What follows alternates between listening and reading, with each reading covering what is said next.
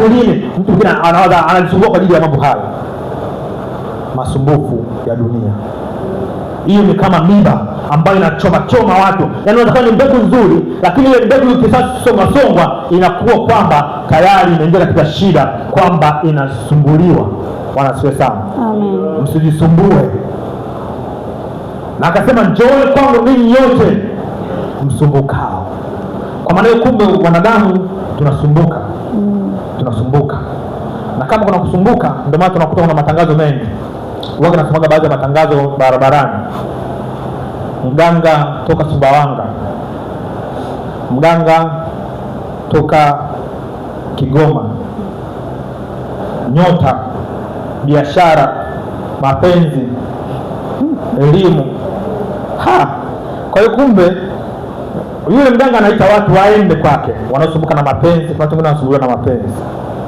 Mapenzi anawatesa, na mahusiano anawatesa. Ampende nani, apendwe na nani, amkubali nani, amkatae nani, anawatesa. Ampate nani, amwambie nani kama anampenda, kama ana mke wake mwingine, amwambie nani kwamba siri hiyo kwetu mimi na wewe, wengine wasijue. Wako watu wanasumbuka namna hiyo, wanasumbuka na mapenzi. Kumbe mapenzi pia ni shida. Na ndio maana kuna wengine wanaenda kuroga ili kwamba apate kutoka katika yale masumbufu, yale masumbuko. Yaani anaona kama haya ni masumbuko, mimi nitaenda kuroga. Nitaenda kuroga kwamba nitapata pumziko. Lakini wengine biashara, mtu anaanza biashara, nitafanya biashara yangu itafanikiwa namna gani? Mwingine mpaka anaokoka na kutana na watu anaambia bwana, hapo wewe tukatoboa, lazima utafute kitu fulani. Ile kusumbuka kwamba kumbe hata kufuga pia kuna dawa za kufuga, kumbe hata kulima pia kuna dawa za kulimia. Watu wanahamisha mazao mjini siku hizi. Watu wa Mungu, Bwana asifiwe sana. Sio viungo tu, maana wengine kusema mazao tunachukua viungo pia. Bwana asifiwe sana. Amen. Watu wanahamisha mashamba. Anahamisha shamba ambalo limemea, yeye anahamisha katika mazingara na anaenda kuvuna yeye. Masumbuko. Watu wanahangaikia elimu. Watu wanahangaikia afya, wanahangaika kutafuta afya nzuri. Watu wanahangaika kupata elimu. Watu wanahangaika kutafuta elimu. Yaani mtu yuko atatafuta apate hiki, kwa sababu kuna kitu cha kujirudia tena. Lakini ngakuta nyota. Kumbe kuna nyota za watu, wanadamu wana nyota pia. Bwana asifiwe sana. Amen. Alafu nikaona kwamba kung'arisha nyota. Kwa kumbe watu wengine wanahangaika kama nyota zao zing'are. Kama mtu anakuambia bwana, nyota iking'ara bwana, tatizo nyota. Nyota ndio hivyo, nyota. Kuna kitu, there is something. Watu wanasumbuka huko. Na nini tena ambayo ulao kusoma wanasema kitu cha kusumbukia nini tena? Waganga wanaita kwa ajili ya nini? Mashamba au ulinzi? Utajiri. Kumbe utajiri nao unasumbua watu. Kuna watu wanaangalia kupata utajiri. Yes. Wengine hadi wachungaji wako makanisani wanaangalia kupata utajiri. Na kuna connection ambazo unaweza kuzipata za kupata utajiri. Nitamwambieni siku moja, nitawaambia connection hizo tushazipata. Bwana asifiwe sana. Lakini tuzikataa. Na naomba Mungu anisaidie kwamba msije nikaingia katika mitego hiyo. Bwana asifiwe sana. Amen. Yes, kuna watu ambao tushakutana nao kwenye utumishi huu ambao kama tungeamua kufanya kama hivyo au tufanye kama hivyo, kuna mambo ya tofauti yatatokea. Lakini tunajua kwamba anaeli mtu anasubiria katika nguvu ya Bwana. Bwana asifiwe sana. Amen. Njooni kwangu ninyi nyote msumbukao na wenye kulemewa na mizigo. Kumbe kuna masumbufu hayo. Hao nilikuwa nasema masumbufu ambayo wanahangaika nayo. Yamkini afya, yamkini elimu, vyote vinaweza kukusumbua. Lakini hakuna unaweza kufanya peke yake. You cannot do it for yourself, by yourself. Basi sana. Amen. Hakuna anaweza kufanya mwenyewe akafanikisha yote. Maana mambo ni mengi, na hiyo yote kwako inakuwa ni nini? Mizigo. Sasa hiyo mizigo ndiyo inazalisha dhambi ndani yake. Kwa maana hiyo utatafuta nje ya Bwana, ama utatafuta sana nje ya Bwana, baadaye utakuta hata Mungu mwenyewe umpe nafasi, unahangaika na maisha yako, unahangaika na vitu vyako, unahangaika na vile vitu ambavyo unatamani kujibusti mwenyewe, lakini kumbe ukienda kwake yeye take care of it. Atachukua yeye mwenyewe, atakutia nguvu na kukuwezesha. Utakwenda mbio, hautazimia. Ni wakati wako tu wa kusubiri. Je, ni umesubiri kiasi gani? Ni wakati gani umekubali kusubiri? Ni kitu gani umekubali kusubiri? That matters. Bwana asifiwe sana. Amen. Kile kiwango ambacho umeamua kusubiria ndicho kitakachomata. Akasema nami nitawapumzisha. There is a rest. Watu wanataka kupumzika. Bwana asifiwe sana. Amen. Na wengine wanataka kupumzikia kanisani kama hivi. Mungu atie nguvu. Na siangalie usoni kile naongea hiyo. Bwana asifiwe sana. Amen. Amen. Kwa hiyo kuna mapumziko ambayo watu wanatamani kupata mapumziko. Wanatamani kupata burudiko, kustarehe. Na haya maburudiko na mastarehe sio kwamba vilianza sasa hivi, ila vilianza tokea zamani. Na hata wafalme pia walitamani kupumzika. Na hata Eden ilivyotengenezwa, lengo la Eden ni kwamba mwanadamu apate kupumzika pale Eden, apate kufurahia mema ya nchi, apate kufurahia matendo mazuri ambayo Mungu amempatia katika nchi. Na ndio maana ikawa ipo Eden, a place to rest. Bwana asifiwe sana. Amen.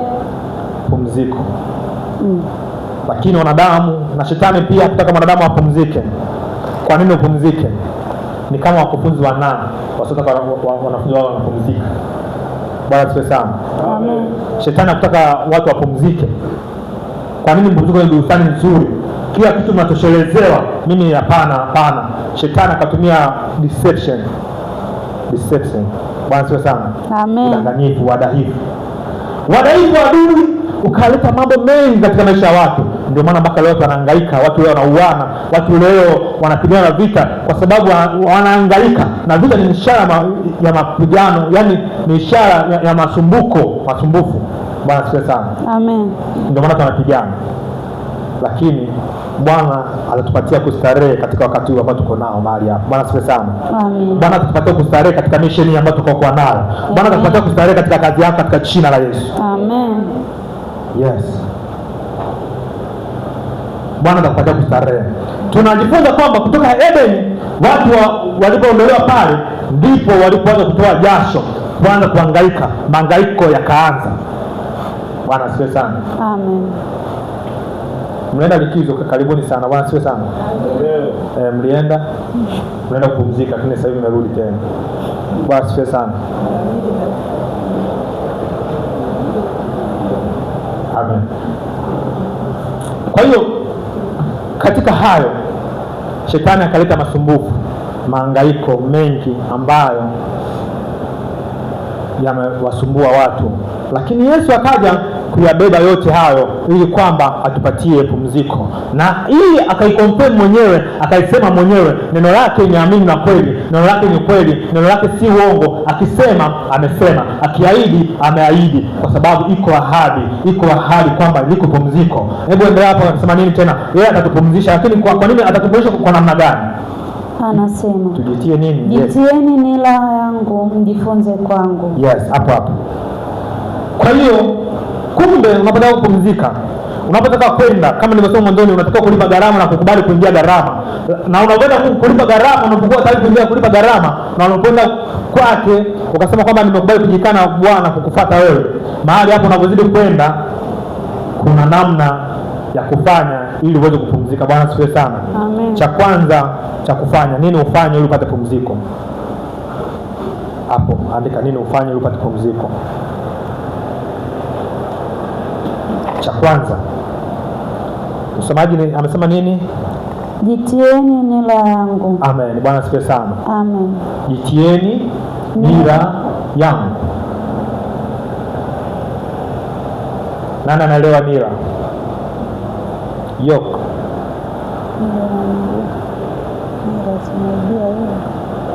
Yes, mwenzio nataka kusema neno. Nira. Anafunga farasi. Yes.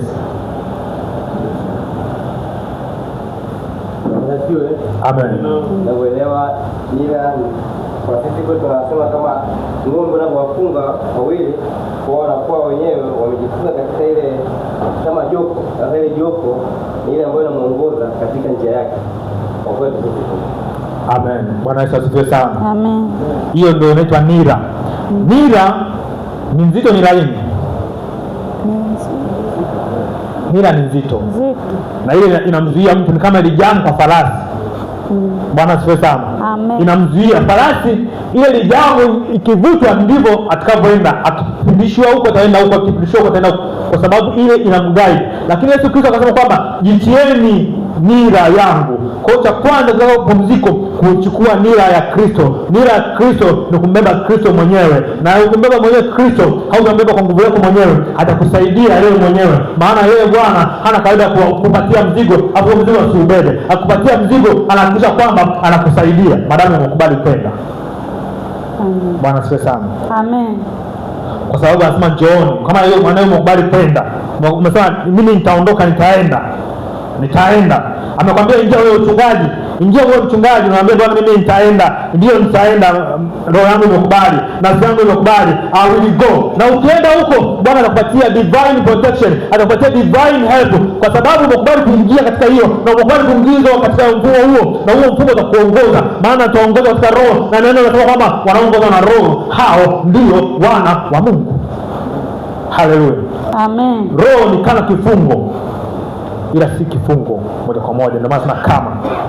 Bwana sifiwe sana, kwa sababu roho ana mambo mengi. Kwa hiyo roho anapokaa ndani ya mtu anaingia kama mafuta. Watu hao wanaelewa watu hao. Watu wanaelewa na wanaenda kuongea na maneno haya. Bwana sifiwe sana. Amen. Roho anaingia kama mafuta, na kazi ya mafuta ndani ya mtu ni kufundisha. Anasema na mafuta hayo yatawafundisha. Kwa hiyo ile mafuta yanapoingia, na kazi nyingine ya mafuta ni kulainisha mambo kuwa rahisi, kuwa mepesi, kulainisha mitambo, kuijineti. Kazi ya mafuta. Bwana sifiwe sana. Kwa hiyo cha kwanza ni kujitia nira. Nira yake ni nini? Ni laini. Ni kweli ina gharama, ila inalipa. Mwambie rafiki yako ina gharama lakini inalipa. Ina gharama lakini inalipa. Mwambie tena. Ina gharama lakini inalipa. Yes. Ina gharama lakini inalipa. Kwa sababu gani inalipa? Kwa sababu iko faida na iko uwezesho ambao Mungu anaachilia. Amen. Mimi siwezi kufanya huduma hiyo ya kichungaji, wala siwezi kufanya kazi yoyote ile ambayo Mungu ananipatia kama sio kwa mkono wake, kama hajakubali kunishika na kuniongoza. Atwendi bila amri. Bwana siwe sana. Amen. Usijiingize uwanja wa vita kwenda kupigana kabla filimbi haijapulizwa. Bwana siwe sana. Amen. You must hear the voice of your commander. Amen. Fire, you will fire. Hayo mengine unayabudi kichwani mwako ni ya kwako, na ndio maana sijaongelea. Sio kwamba sisi tumeona adui mimi nifanyaje mpaka nisikilize, au ni ya kwako. Ila mimi naongelea hili swala. Bwana siwe sana. Amen. Usifanye bila amri ya kiongozi wako kuambia kwamba fanya. Kwa hiyo yale mafuta ndani yako yatakuongoza, kukusaidia kufanya kile ambacho unakifanya. Niwaambie kitu, huduma sio kile tunachokifanya au tunachokifanya, bali huduma ni kile kitu ambacho Mungu anatusaidia kukifanya. Mwambie rafiki yako, huduma ni kile kitu ambacho Mungu anatusaidia kufanya. Huduma sio kitu unachokifanya au tunachokifanya, bali ni kile kitu Mungu anachotusaidia kukifanya. That is the ministry. Amen. Bwana asifiwe sana. Amen. Kwa hiyo ukijitia nia yake, kuna uwezesho ambao tunaupata. Hakuna huduma ambayo inafanywa kwa mtu kujiamulia mwenyewe, na tukiingia hapo tutafanya huduma kwa raha. Hata tukipitia majaribu mengi, tutaiona ile raha nafsini mwetu, divine rest tutaiona ndani yetu. Bwana asifiwe sana. Jambo la pili ni nini? Anasema jifunze kwangu. Hapo anasema kwamba tujifunze kwake. We must have Jesus Christ character. Bwana asifiwe sana. Amen. We must have Jesus Christ character. Kwamba unapotaka kumziko lazima ujifunze tabia za Yesu. You are a Christian. Christianity is not a religion. Ukristo sio dini. Ingawa kinaambia kwenye dokumenti zangu kwenye kuandika nitakuandikia dini yangu ni Mkristo, lakini Ukristo sio dini. Bwana asifiwe sana. Amen. Ukristo ni mahusiano yako wewe na Kristo. Ukristo ni kujitoa. Ukristo ni kulipa gharama. Ukristo ni kukubali kumfuata Kristo. Ukristo ni kujikana. Ukristo ni mahusiano kati yako na Kristo. That is Christianity. Amen. Bwana asifiwe sana. Amen. Kwa hiyo usichukue tu Ukristo ukasema mimi ni Mkristo. Elewa nini, kwa nini unaitwa Mkristo. Bwana asifiwe sana. Amen. Jifunze kwa Kristo. Maana yake kwamba your reference will be upon the Christ. Kama reference yangu mimi nitaiangalia kwa Kristo, hiyo itakuwa ndio reference yako. Kwamba hiyo ndio itakuwa reference yangu ni Kristo. figa yangu itakuwa ni Kristo, Jesus is my figure. Kama watu wanavyosema kwamba watu ambao ni figures of public figures, Yesu naomba kama hapa, ila Yesu ni zaidi ya public figure. Bwana siwe sana. Ambao wanadamu wamewapanga vile ambao wajua. Watu maarufu ambao wako au walikuwepo wamepangwa katika listi dunia nzima kwamba huyu na huyu amekuwa public figure katika sehemu fulani, lakini Yesu ni zaidi ya public figure. Na ndio maana tunajifunza kwake. Ukijifunza kwake utajifunza namna alivyotembea, namna alivyoishi, namna alivyoenenda. Hivyo jifunze kwake, na kujifunza kwake ni lazima Roho Mtakatifu aingie ndani yako, yale mafuta ya kufundisha. Anasema mafuta hayo yatawafundisha, na hiyo neema inapofunuliwa inatufundisha kukataa uovu, maana mafuta hayo ni neema. Hiyo neema ndio itakao kufundisha kukataa uovu. Hiyo neema itakwambia kwamba no, stop, don't do it, usifanye kitu hiki, usifanye jambo hili, kwa sababu neema inatufundisha. Bwana siwe sana. Amen. Na Yesu Kristo ndio neema mwenyewe. Neema imefunuliwa kwa sababu hii Kristo akafunuliwa. Bwana siwe sana. Amina. Kwa hiyo jambo la pili ni kukubali kujifunza toka kwa Yesu. Tujifunze kwake. Ukijifunza kwake, kuna vitu vingine hautavifanya tu kwa sababu unavifanya. Utajua kwamba kuna namna. Jifunze kuanzia alivyozaliwa. Soma Injili zile, Injili 4. Injili 4. Bwana siwe sana. Amen. Unazifahamu Injili 4? Wangapi wanafahamu Injili 4? Asante. Wale ambao hawafahamu Injili 4 waonyeshe mikono. Hawafahamu. Amen. Injili 4 ni hizi hapa. Mathayo. Twende. Marko. Yes, japokuwa mmetaja kwa kuchanganya, lakini yote ni mema hivyo hivyo. Zote ni Injili.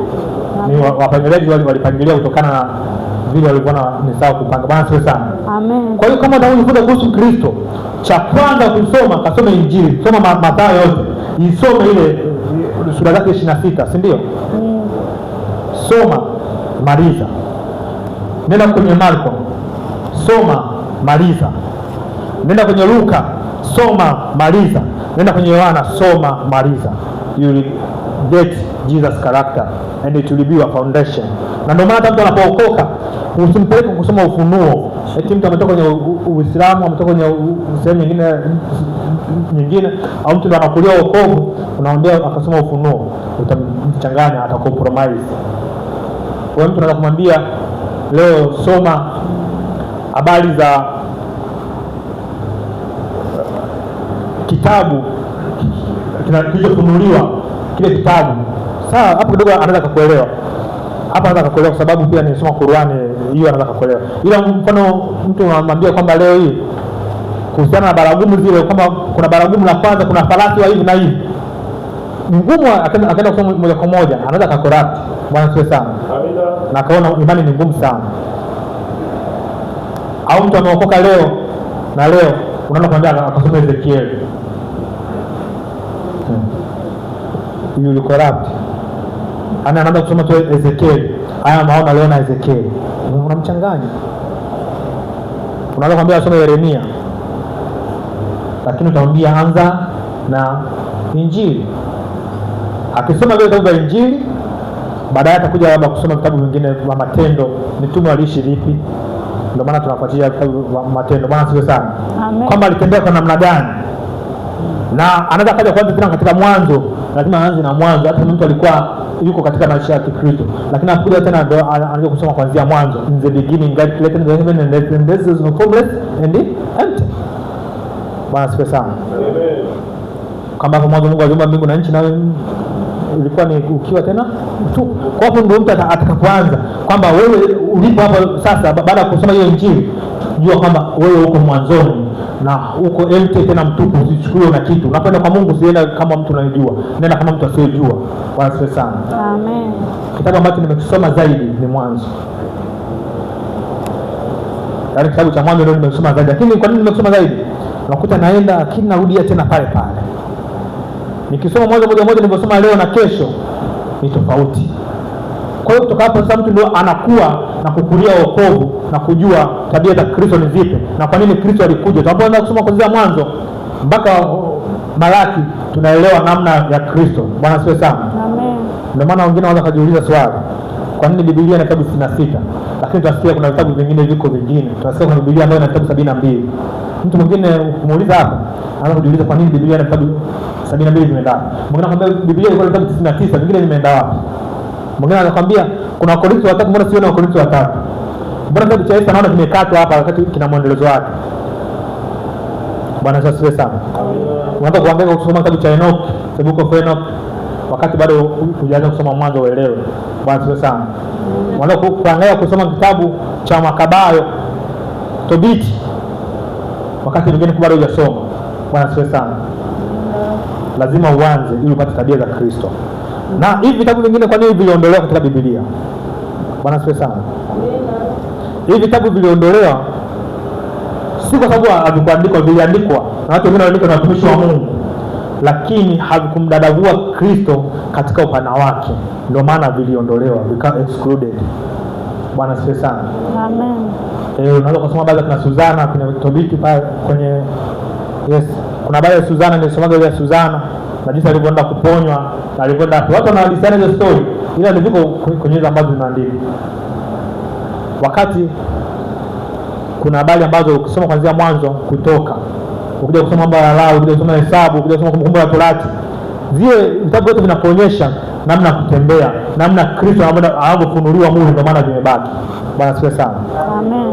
Na ukamaliza vitabu hivyo, usiangalie kitabu ukaona kama kiko mwishoni ndio kama hivyo, lakini unakisoma, ukija kusoma manabii wakubwa, manabii wadogo, wote walikuwa wanamsemea Kristo. Na utaelewa. Ukija kusoma Zaburi, ukija kusoma wimbo ulio bora, wimbo ulio bora sio kwa ajili ya mapenzi kuimbiana na mpenzi wako nyumbani. Bwana siwe sana. Amina. Lakini ni wimbo ambao ni kwa ajili ya Kristo na kanisa. Masa tunatumia tafsiri. Sasa tafsiri gani zaidi hapo? Bwana siwe sana. Amen.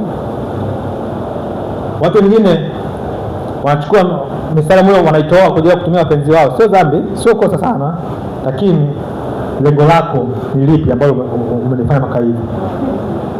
Unaingia wimbo leo bora, unaanza kusoma, unasoma kila neno, unalisoma, unaangalia, unasema kabisa mbona kitabu hiki kinaleta sura fulani ambazo sio sawa. Lakini haielezei vile unavyoona wewe. Inamwelezea Kristo, inaelezea intimacy. Na kile kitabu kinaeleza zaidi kwa wanandoa. Bwana siwe sana. Na ndio maana kuna wakati Kristo anaruhusu ndoa, anaruhusu ndoa katikati ya watu na watu, ili kwamba wajifunze kuhusu Kristo. Na Kristo wakati mwingine anaruhusu tupate watoto. Unampata watoto sio kwa ajili ya kupata watoto, ila Mungu anaruhusu hivyo ili ujifunze kuhusu yeye na upendo wake. Bwana siwe sana. Na ndio maana watumie mifano hiyo. Bwana siwe. Amen. Kwa hiyo tujifunze kwa nani? Kwake. Kwa kuwa yeye ni nani? Kwa kuwa mimi ni mpole na mnyenyekevu wa moyo. Upole. Lazima uwe mpole.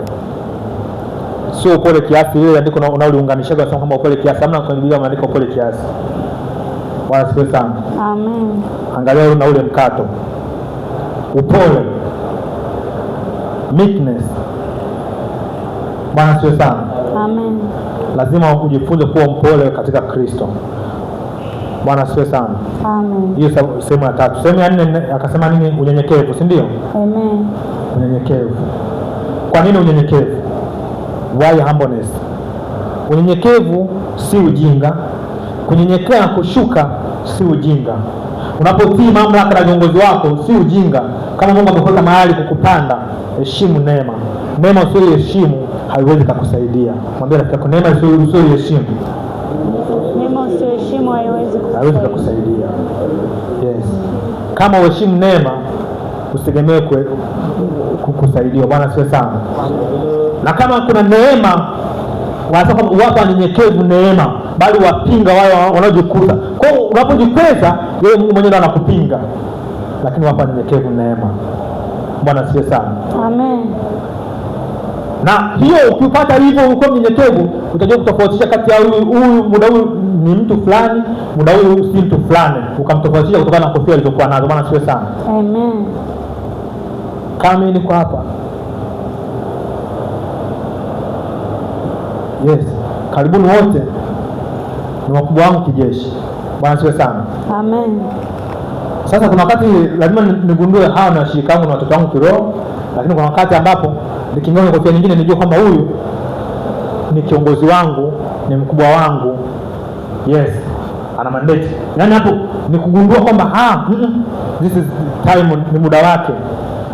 Nikikaa hapo maana naiheshimu ile neema. Kama nisipojiheshimu ile neema, haiwezi kunisaidia. Basi sana. Amen.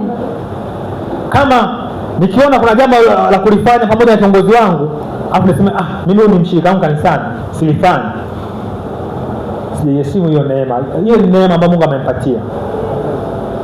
Sina unyenyekevu. Hakuna unyenyekevu hapo. The half about obedience is equal to total disobedience. Kutii nusu ni sawa sana kuto kutii. Hakuna kutii nusu. Eti kwamba mimi ninatii nusu, ninatii kidogo kidogo, ninatii. Hapana, kinakifanya kisikifanye. Tii. Kuwa mnyenyekevu, hapo utapata raha nafsini mwako. Bwana asifiwe sana. Amen. Nikutana na mtu mmoja